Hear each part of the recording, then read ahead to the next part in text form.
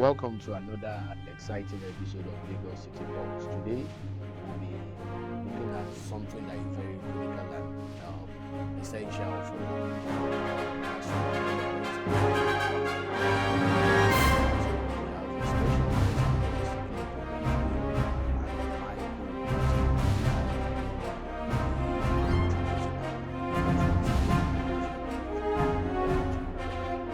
Yes, you're welcome. And with us in the studio is a woman of value, a woman of huge impact. I'm talking of Dr. Dumebi Owa. She's a dental surgeon and public health advocate. She graduated from the University of Ibadan, where she acquired a first degree, and subsequent qualifications are postgraduate diploma in health, safety, and environment. Master of Public Health and Master of Environmental Management were from the University of Lagos. And of course, she went further. She has a certificate in Global Health Project Management from the University of Washington. Certificate in Politics and Governance from FLED International Leadership Institute in Abuja. She has almost 4 decades in the health sector. Of course, she's also the past president of Medical Women's Association of Nigeria, Lagos State Branch. She's also the national chairman of a committee on days of public health importance of the Nigerian Medical Association, which is known as the NMA. She's also the national chairman of the committee on gender mainstreaming of the NMA. Of course, you can agree with me that I have a woman of huge value and of huge impact. And so, please welcome with me, Dr. Dumebi Owa. Thank you very much. Thank you. I love Nigeria. Nigeria is a great nation. It's a beautiful country. I love Nigeria. As we say in local palace, I love Nigeria die. Nigeria is blessed. Nigeria is great. I'm a great Nigerian. Thank you very much. A great Nigerian too. I'm a great Nigerian too. Thank you very much. A very fantastic way to go into today's discussion, because we're concerned about the grassroots and we're concerned about developments in the grassroots, and that is why we are the Lagos City Pulse. So quickly, let's go down to the business of the day. I would like to ask Ma, can you explain the concept of primary health care and why it is crucial for communities, especially diverse populous states like Lagos? There's one thing I do when I'm talking to the public. I try to speak in a way that everybody can understand. I don't like the highfalutin definitions of things, so that everybody will understand what I'm saying. Public health, the essence of public health, public health is the cornerstone of health. Primary health care is a cornerstone of health. It's supposed to be health that is scientifically proven, that is accessible to the people, both physically and financially. Because if the road is bad, it's not accessible physically. If it's very expensive, it's not accessible financially. And it has to be acceptable to the people. And it has to be at very low cost to the people. And it's something that is the nearest form of healthcare to the people. So it's community health, I call it the people's health. So the concept is a very beautiful concept, whereby accessing healthcare is not far from where you stay. It's supposed, like most wards in Lagos State have a primary healthcare center, which makes it physically accessible to people. And also, the primary healthcare system supposed to have practically all the services, almost all the services that you can get in general hospital, which is secondary healthcare. You're supposed to have, if it's care for the elderly, for pregnant women, for even for the mentally ill people. And this is a malaria endemic zone. If it's for treatment of malaria, and there's another thing that is a silent killer in our system, hypertension. So at the primary care level, healthcare level, these services are supposed to be rendered. But in reality, is a totally different issue. Wow. So Okay, so as it is in Lagos State, what's the current state of primary health care centers all across Lagos State? from your observation. Well, Lagos, we're concentrating on Lagos, but nationally, it's terrible.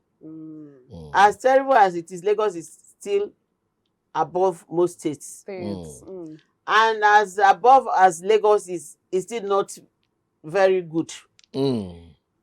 Yes. And the reason is, in fact, it's a multifactorial reason. The facilities, they don't have standard equipment.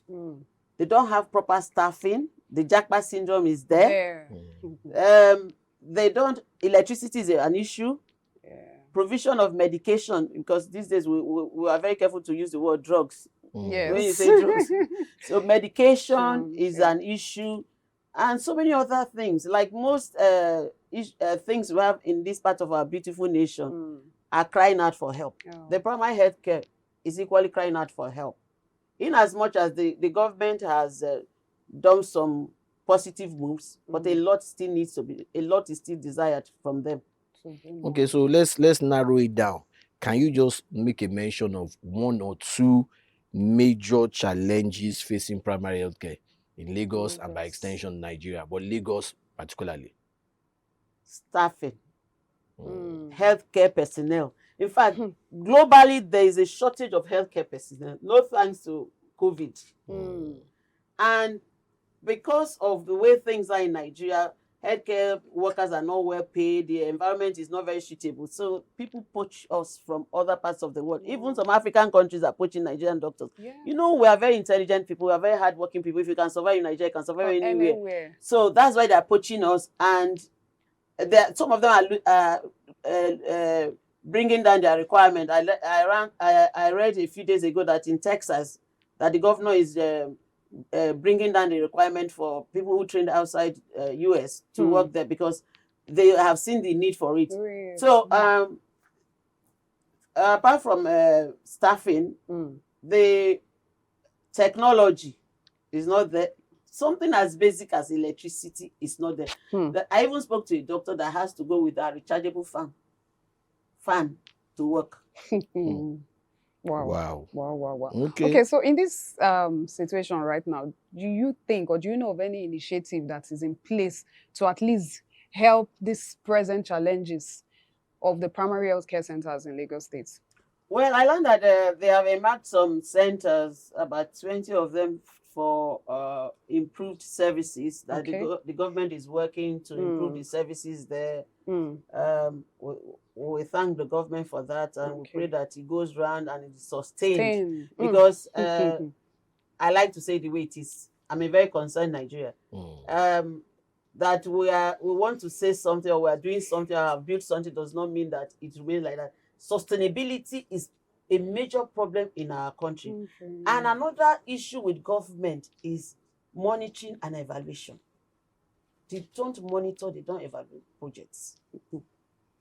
Okay, so now primary healthcare is very important. And another thing that it's taking, gaining grounds. If you are not in it, if you are not compliant with it, it's like you are out of the world. The role of technology in primary healthcare is, do you think it's visible across Lagos? What's your own opinion and take on it? Whether we like it or not, in every aspect of humanity now, technology is playing a major role. It makes life easier for everybody, even women, working mothers. It makes life easier. So invariably, it does make life easier for healthcare centers that have embraced technology. One of them is digitalization, electronic medical records. It makes it easier. In those days, you go there, they have stack of cards there. They have to go through your alphabetical order. Most times, you don't even have, they can't locate your card. I went to one of the hospitals with a colleague of mine, consultant. Within 2 weeks, they could not even find our cards. But now that there is this electronic medical records, it makes it easier. So you see technology, technology. that you see it being used in primary healthcare centers in Lagos. Some Do you of them. see them? Some of them? Yeah. Okay, so it's still lacking in some places. Yes, even secondary care is still lacking, let alone primary health care. Okay, so what role do local communities play? What do you think the role of the local communities in sustaining primary health care? In not just in primary health care, in every government program, the community must play a big role. There's something I always say: the people don't trust the government. You have to earn their trust. And if you are doing, you like I told somebody, high-ranking person in Lagos State, you don't just sit in your office and think this is what the people need. No, do what is called needs analysis. When you do the needs analysis of the people and provide the need, they will value it. And secondly, because the people see it as government against us, the trust is not there. So you have to get down there, and every program you're doing, let the people get involved. Let them own it. When they own it, that program will succeed. It's simple. Let me give you an example. Somebody invited me to a wedding somewhere outside Lagos. I just say, I will just send them money. Nothing. You know, the further step the person took was, you're going to be the mother of the day. I had no choice. I had to go. So when you make the people to own it, it's beautiful. They see it as their own thing. So they'll be responsible for it. But if you just cite it there, it's not government. No, it's not government. No. When they say things like that, it doesn't belong to anybody. But when you say, okay, if you want to cite a project, in every community, you have leaders. You have clerics, the Christian leaders, the Muslim leaders, you have youths, all these people. Nigeria is a very structured nation. Our communities are very structured. But if you carry them along, you get the success. But people sit in their offices and just say, okay, this, do the theory is not, it's very different from practice. It's the truth. Yes. When we're in university, they will teach us this thing. But when you go to the field, especially in this part of the world, you have to improvise. You have to, it doesn't have to come out the way it is in the textbook. So people should come out and get the community involved. If you don't get community involved, focused group discussion and things like that, if you don't get them involved, you ain't going anywhere. And that's why a lot of projects are suffering in this country. They will not tell mainland bridge, they've stolen all the rails. There's something you have to do so that they will stop stealing. Thank you very much. All right, thank you so much so far. But ma'am, how important is health education in primary health care, and what efforts are being made to educate the general population of Lagos at the local government level? Wow, education. Education is knowledge. Knowledge is power. It gives you confidence. Yes. When the people are educated, they will get things rightly done. Especially in healthcare.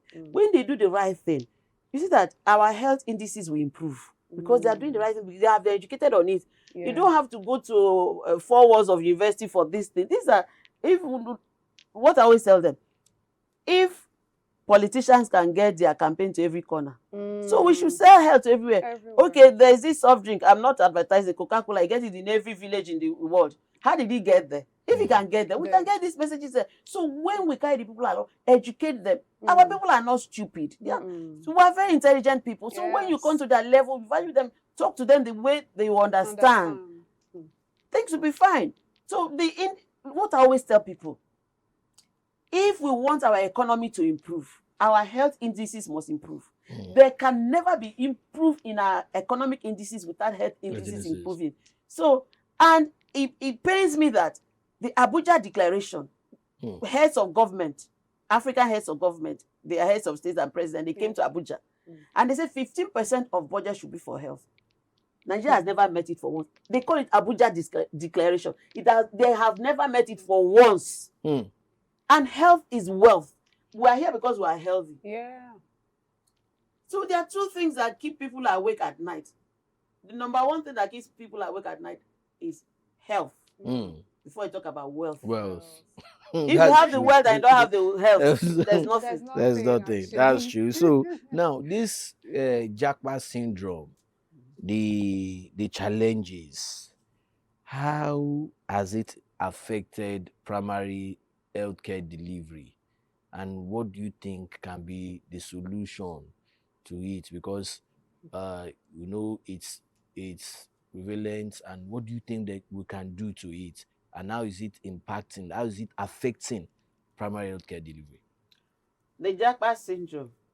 Well, I wish we had started the solution 20 years ago, but starting it now is better than never. Yes. Because for over 20 years, the Nigerian Medical Association had been warning government about this issue. They never took it serious. I don't need to mention hospitals. There are hospitals, government hospitals without doctor. There are government hospitals in this nation without doctors, even in the southwest. In Lagos also.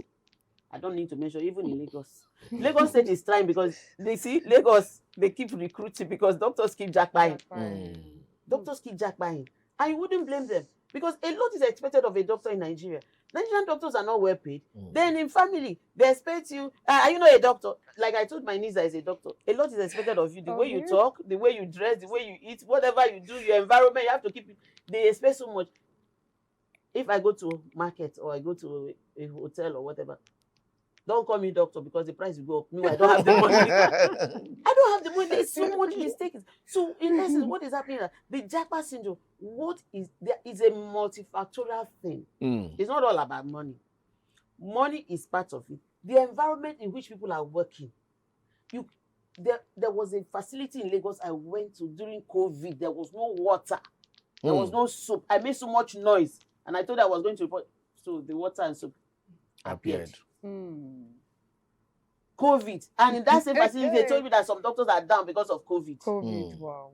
So what basic things, it's so disheartening that basic things like running water, electricity, soap, gloves, face masks, such things are missing in the hospitals. Not to talk of technology. State of the art technology. Okay, even if we don't have the state of, give us the basic one, but let the environment be suitable. Then the salary issue. Some years ago, I went to Abuja for Nigerian Medical Association Summit, and I spoke with the Minister of Health then, one-on-one, and I told him that this Japa syndrome is a multifactorial thing. The salary is part of it.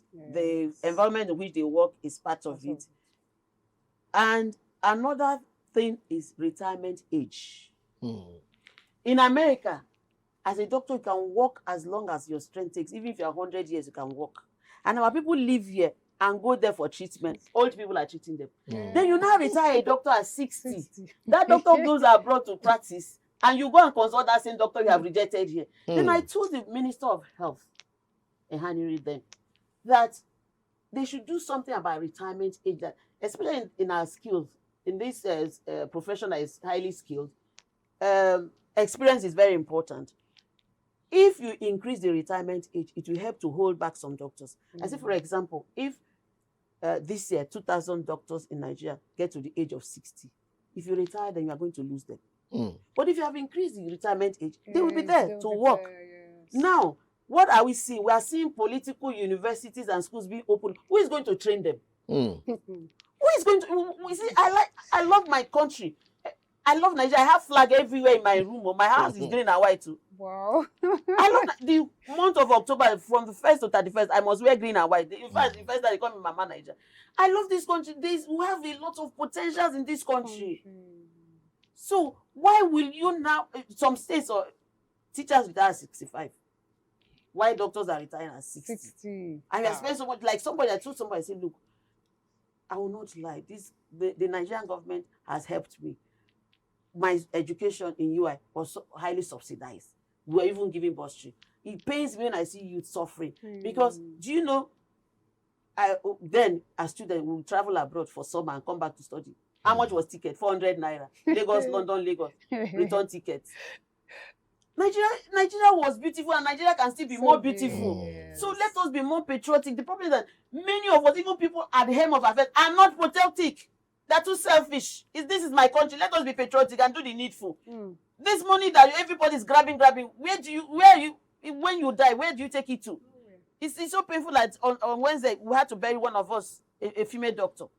So where are we taking all these monies to? This is our country. Let us build it. People who build America, they don't have two heads. Britain, I lived in UK, they don't have as many resources as we have. They are not more intelligent than us. So why are we in the mess we're in now? We have to search inside. The problem we're having in Nigeria is self-inflicted, and we have to solve it by ourselves. No white man will solve it for. If you think America is a lie, you WHO, whatever they call them, United Nations, the World Bank, they are not for Africa. They are not for Africa. They are always as they want our resources. They want to get. If we start getting better, they will be going down. So they don't want us to get better. Thank you very much. So, a final word from you for primary healthcare delivery in Lagos. If, let's say, for instance, you're sitting in front of the Commissioner for Health for Lagos State, and what are the 2 things you tell him to look into, or the handlers of the primary healthcare system across local governments? What are those 2 things? Or you're sitting before a chairman of a local government who is also a chief health officer of his local government. What are those 2 things that you tell them? Well, as somebody in health, I believe in evidence-based. Even yesterday, I still went to a primary healthcare center somewhere in Lagos. I don't want to mention the name. They are in a store or shop, whatever, block of shops. Doctors are consulting on corridors. Their properties are outside in the rain. And it's supposed to call a PHC in Lagos. Is disheartening. I feel pain. So if the commissioner has to look into it, the facilities in terms of the equipment, basic things as water, electricity, drugs, medication, because use of the word drug now I get a CB. Medication, and remuneration for the workers, because those people working there, if they are not well treated, they have options. It takes a very patriotic person to remain in Nigeria. It's the truth. It takes a very patriotic person to remain in Nigeria. Thank you very, very much, ma. We're glad to have you on the program. This discussion continues, and I'm sure we have enjoyed the program today. We're talking about primary healthcare, and Dr. Owa has given us extensively what needs to be done. We hope to see you next time on the program. Thank you. God bless you. Thank you very much, ma.